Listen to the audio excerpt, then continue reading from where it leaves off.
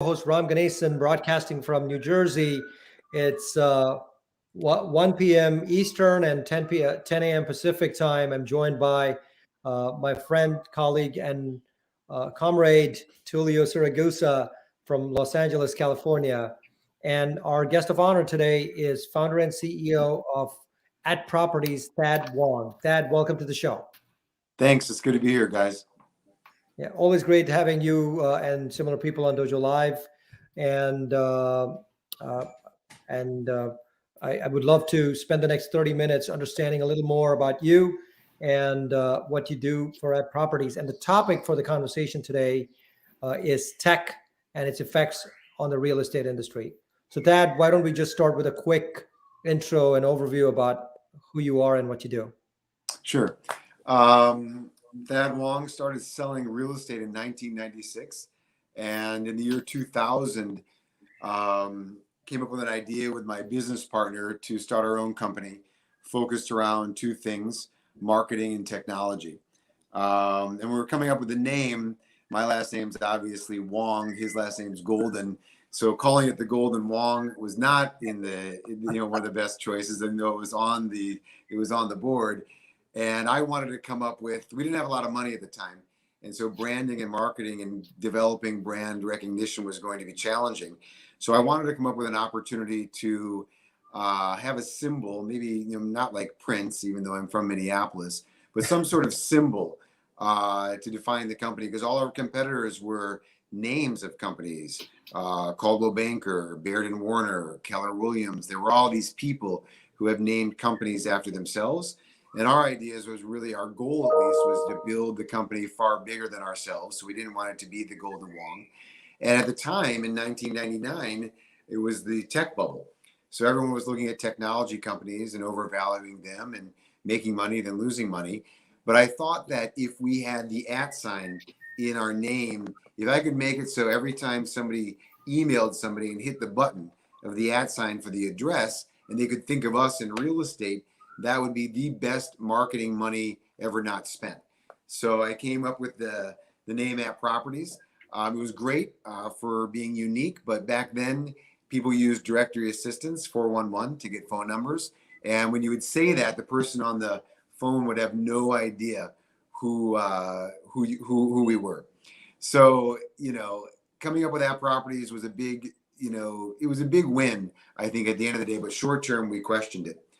Also, we was really focused at the beginning around marketing because that's what we could afford. The technology piece, we were building a website. I don't want to say we were behind the times. We knew that was the future, but at first we started through really creative marketing initiatives. So that piece of it was where we spent the lion's share of our money. It wasn't until 2004 when we were having a hard time integrating with a lot of the software to support our agent base that we hired our first engineer.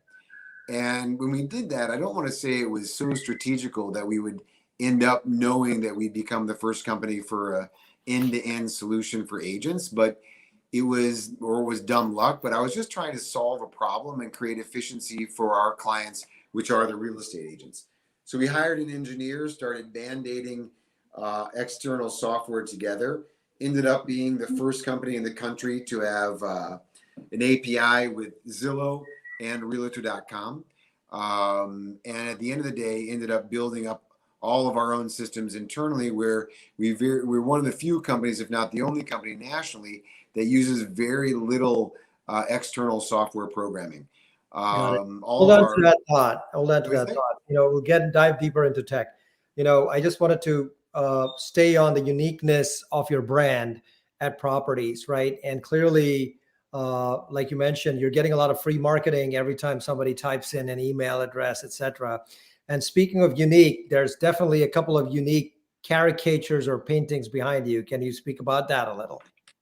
Yeah, I'm a big fan of art. I always have been. And I think it's a big part of our success in marketing. We were really well known for our marketing before our tech. Our tech is really based for the agents. Now we're consumer facing, but we're really known for our marketing. And a lot of that is the creativity, I think, driven by, art. And so the Mickey is a cool one. It's, Damien. I'm a big fan of Damien Hirst.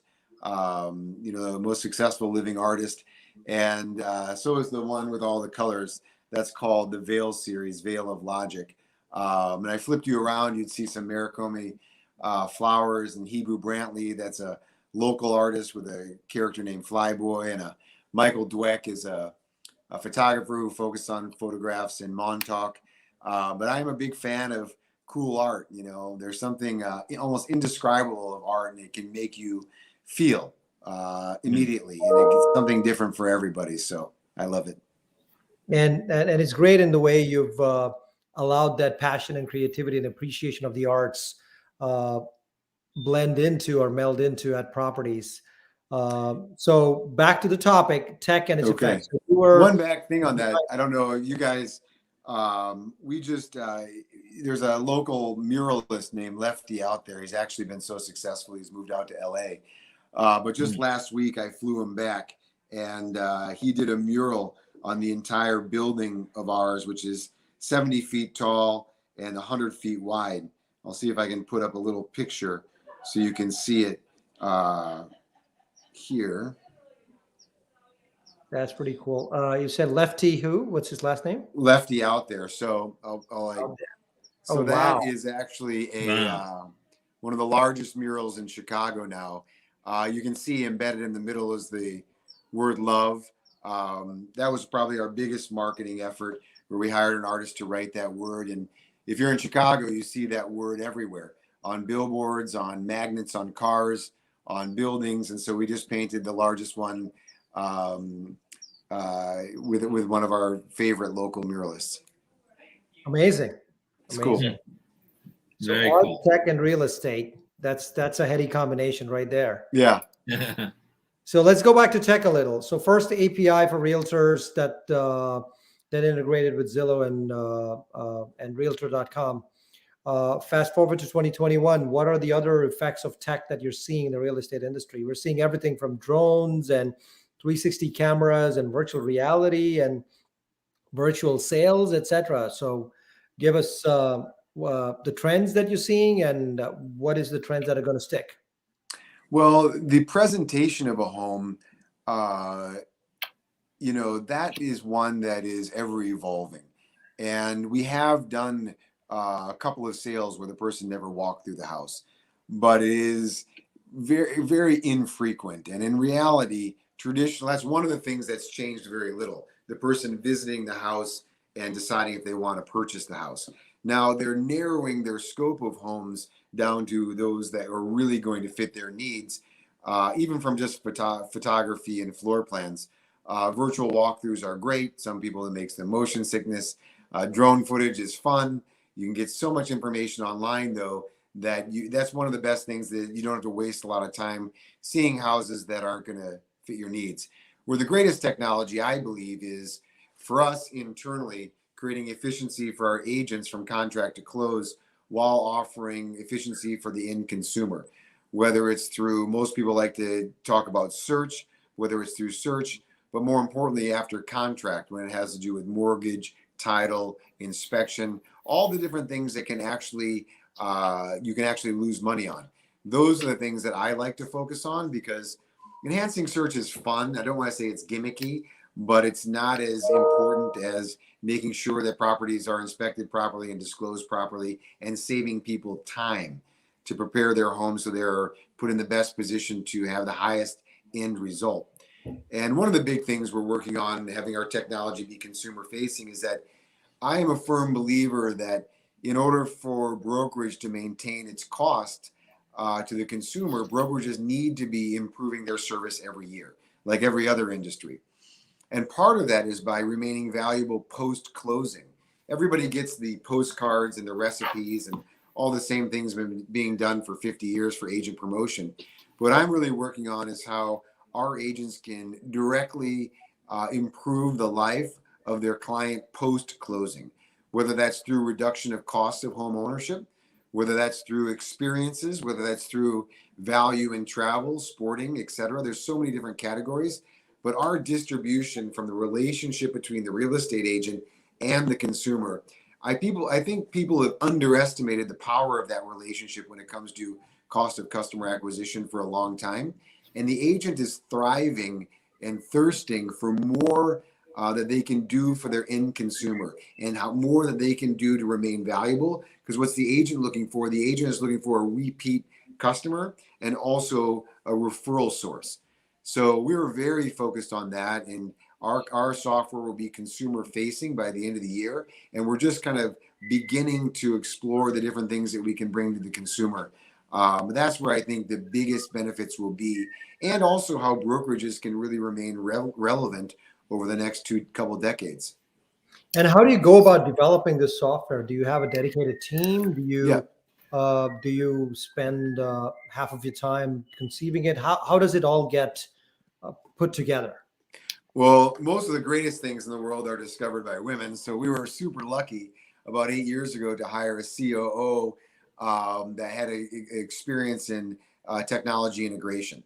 So I can come up with ideas and I can try it out like any user. But when it comes to coding, engineering, and creating an operating system, I'm a salesman. So that's not something that I am an expert at. So I brought in an expert, and she has been the brainchild in the integration of all of our software, and she's absolutely fantastic.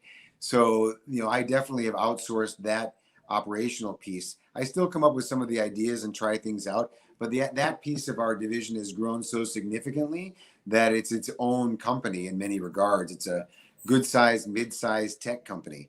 I think we've got about 25 people just in our technology department. So it's humming. We're So looking to hire Thad, about another 4 or 5 engineers by the end of the year. As we all know, thankfully, the cost of engineers is rising. I know most people aren't happy about that, but I like that. I like the fact that engineers are making more money and their value is increasing because they are the future in a lot of different ways. And they've, accelerated their skills, so their value should be in similar to medicine and doctors and people that put that much energy in saving our lives. These people, in a lot of ways, are improving our lives. so Thad, you said something interesting earlier, which is the big challenge for companies in general who only have like a one-time transaction every few years. In some cases, in real estate, it might be every decade or so, right? So, just curious to see what you've learned so far. Because custom a lifetime value and that approach to it works very well for high touch point, banking, et cetera, right? But companies in the manufacturing space or real estate space have struggled with this in the past. So I'm curious to see what you guys have learned so far in this process that is being effective in terms of having the post sale relationship for adding value to that consumer that perhaps other industries could borrow from. Any lessons so far? Yeah, I mean, for our industry, it's 100% relationship. And one of the most important categories in a relationship is consistency and availability. So, to give you an idea, 85% of Americans use a brokerage to buy a home, but only 15% of that group use the same agent to sell their home. And when you look at them, when you talk to them, the lion's share would, but that relationship wasn't valuable post transaction, exactly what you're saying. So for the last 20 years, what we really focused was improving the personal relationship. Because when you talk about value, it's very much, how do we find you an electrician, a plumber, an architect for an improvement? How do we remain memorable for you? So one of the ways you can remain memorable, and this doesn't involve technology, is the maintenance of the relationship. And that has to do with organization. So we built our own CRM that we ping our agents when it's important to reach out to their customers. We also offer them solutions with gifts to send to the customers, direct mail to remind their customer why they're important, items of value. So we do a lot of different things so our agents can maintain the relationship. And even through guilt, right? Great holiday presents, great birthday presents, remembering a birthday, remembering a home anniversary. Those things tell the customer, you're important to me and I'm here for you. And that's how we've increased our percentage when it comes to a repeat customer.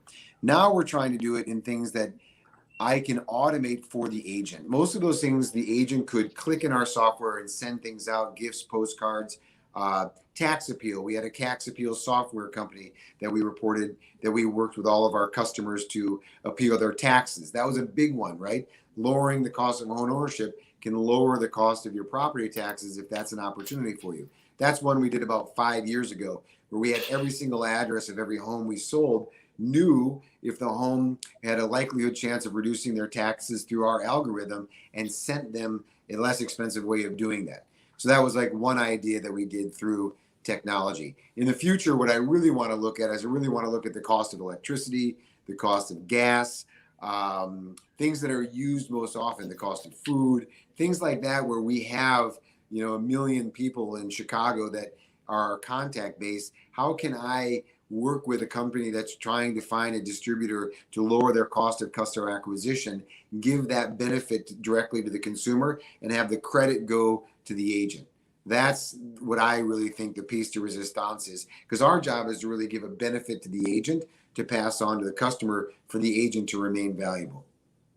So And the just to agent follow, is really our customer at the end of the day, because that's how we right, produce revenue. Got it. Without the agent, we don't have any revenue. right. So just as a follow, I mean, compensation does drive a lot of behaviors, right? So I'm only going to make money if I sell the house or rent you this property, and then you represent no cash value to me. It's a very oversimplistic way to look at it, but so is there, through this program where the agent gets credit, are they getting some compensation, like an affiliate kind of program, or is that something No, in there are a the lot of companies that feel that they have to pay the agent for that. okay? And I think that takes away the authenticity of the value to the consumer, right? If you've got to pay me for access to the consumer, you might be selling something to the consumer that's not best for them, right?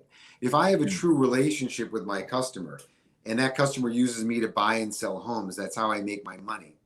I don't want to push on them products that someone's paying me to get to them. That's not what I want to be. That's not the kind of broker I want to be. And if you show something to an agent that says, hey, I've got a product that you can authentically inform your customer about that will enhance their life, truly enhance their life, that agent is going to be ecstatic to be able to introduce their customer to that product, because that agent is going to get the credit for that introduction. And that's all the agent really needs. I would question the agent that wants to make it a profit stream if it is truly beneficial, because that money has to come from somewhere. And if that profit you're getting as an agent, why don't you just give that to your customer? I will promise you, there's nothing that anybody can give you, unless you're selling a high ticket item like a private plane, that's going to be as valuable as the commission or the referral commission earned by an authentic, honest relationship. And I think that's very well said. And you made a point before where you said that for 85% of the brokerage-enabled transactions, only 15% come back to the originating, I guess, selling broker or buying broker to sell their homes. But in my mind, there's a huge time lapse between the buying and the selling time frame. Typically, I'm guessing upwards of 10 years. Typically, Yeah. I don't know if there is a mean statistic to that. But I would say that all of this tech that you're enabling is ultimately making me as the buyer refer my agent to someone else because I'm top of mind now, right? It's a recall, and not because you sent me a recipe or this thing, but it's that overall combined customer experience that this person, even long after he or she has made their commission out of me, are still treating me as a person. So then I would want to pay it back by referring you to my neighbor who wants to sell their home or whatever, right? And I think that's the real holy grail here. Or do you really think that there's value in waiting till the point when I'm ready to sell my home? No, a true relationship is being valuable when you're not needed. You know, I mean, just all of the time. And so when we Well talk said. about Well technology, said. we Yeah. built things to remain valuable, so that if you bought this house and something happened in your neighborhood, another home sold that affected the value of the house, our automated technology tells you that. So it's fun as a consumer to just get the information when you really need it, and you only really need it when it is important to you. You don't want to sift through all the garbage that's getting sent to you that's really just self-promotional for somebody else. So developing that technology was some of the first things we did 10 years ago, when we were able to have open access to all closings, tax records, etc.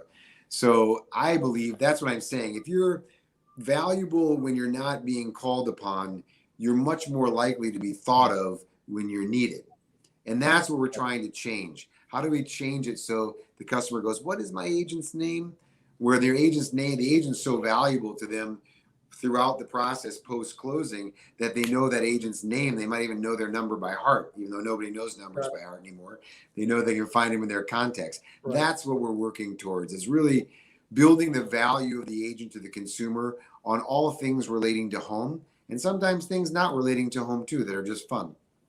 Yeah, and we've seen that, like for example, with Zillow adding value in many ways, right? I mean, Zillow was yet another real estate website, if you will, but then the Zillow value became a thing, and originally everybody just looked at it for kicks and giggles, but then it's now become a driver of price discovery in so many ways, and people look at it even though you're not selling your home or anything, just to see how much equity they've built into their property or anything like that. Yeah. Right? To tell you how valuable it is, in our digital CMA, in our digital listing presentation, we pull the AVMs from, I think, Zillow, Realtor.com, and maybe Trulia.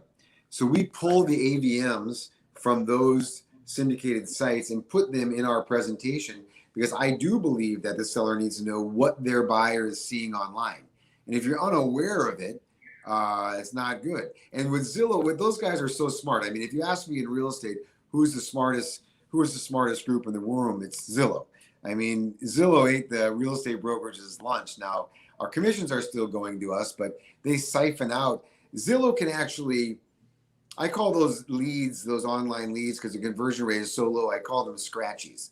You know, I try to teach my kids not to gamble, right? So I brought them to 7-Eleven and I bought them $10 worth of scratchies. They scratched them out, scratched them off. They won $6. They looked at me, it was a disaster. Because they were like, we won $6, Dad. You taught us to gamble. Let's buy more. I was like, oh my God, that was such a terrible tool. But that's what it is for agents. And then they have it so the agent sees their face and their name on the screen in the geographic location they want to be popular in. So Zillow, I will tell you, they can make 100% of the commission without being involved in the direct transaction. Because people are buying these scratchies and people are buying their identity in the geographic location. And I'm not saying it's a waste of money. I have a lot of agents where it's a good use of their marketing dollars. But Zillow, they're the smartest guys in the room. If you're going against Zillow in our industry, I just tell you, it's better just to listen and learn, because you know you're going to lose. Wow. So they're the Tom Brady, if you will, right? I love them. You know, it's like you want to love your competition, right? Because you want to love your competition because they're better than you. They're what you aspire to become. You don't want to hate your competition, you know, because for whatever, you want to get past that. You want to see in your competition what you don't have, what makes them successful. And in that, if somebody has something that you don't have that makes them successful, how do you not admire that? Got it. Nobody wants to be average. Sometimes they become average. Sometimes they become the opportunity for an exit too. They become the acquirers for the gap. So you definitely have to build those relationships. Yeah. Smart move, Thad. Yeah, we use them to our own demise. Here's an interesting thing. Like, so when Zillow and Trulia and Realtor.com, more Zillow and Trulia were out there and people were afraid of them, they were offered this deal where you could pay them money, and if you're the premier broker, so on every single one of your listings, only you were there. So we took that deal, and I don't know if we had it for 6-7 years, and we spent a lot of money reserving our right to have our face on our own property. Okay. And it was smart. Now it funded in a lot of ways what Zillow is today, but we got a lot of recognition from doing that. So by partnering with them on maybe our long-term, I don't want to say demise, but our long-term consequence, I would do it again, because I think our benefit to doing that in the short term was well worth it, especially being a small growing company. I think we became #1 in Chicago in 2007, but we had our greatest growth during the downturn, during the Great Recession. Wow, that's interesting. That's when the real estate market had pretty much tanked. Yeah, and, that's where Buffett says, buy when there's blood in the street. If you can't grow when the market's going against you, you made a lot of mistakes. And then when it rebounds, you really start growing on an accelerated pace, and Yeah. that's definitely something. Good results is like checking companies that, when we were shelter in place from COVID, a lot of people did nothing. Our team never worked harder in their life.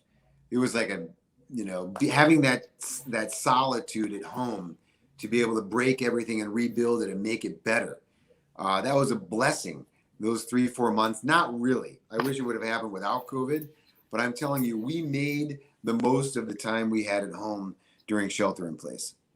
That's amazing, and that just pretty much brings up on time. But I think any closing remarks, Thad, for the audience out there? What are the trends in tech that you see both on commercial as well as residential real estate that we should be looking out for?